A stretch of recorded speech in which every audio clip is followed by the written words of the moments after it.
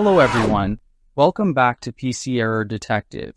In this video, we will show you how to open Appdata in Windows 10 and explain why this folder is important for applications and system settings. Step 1. Open this PC. This is where you can access all your drives, folders, and connected storage on your computer. It acts as the main entry point to browse files stored on your system. Step 2. Click on the local disk C drive, or the drive where Windows is installed. This drive contains the core Windows system files along with user data.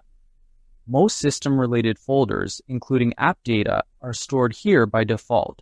Step 3. Open the user's folder. This folder stores separate profiles for every user account created on the computer.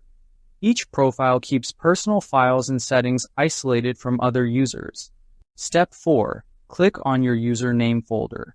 This folder represents your personal Windows account and contains documents, downloads, and hidden system folders.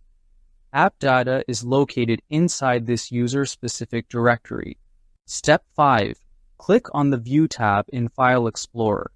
The View tab allows you to control how files and folders are displayed.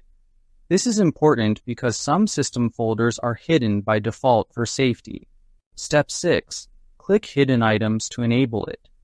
This option reveals folders that are normally hidden to prevent accidental changes.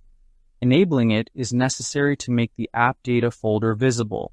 Step 7. Click on the Appdata folder. This folder stores application settings, temporary files, and configuration data used by programs.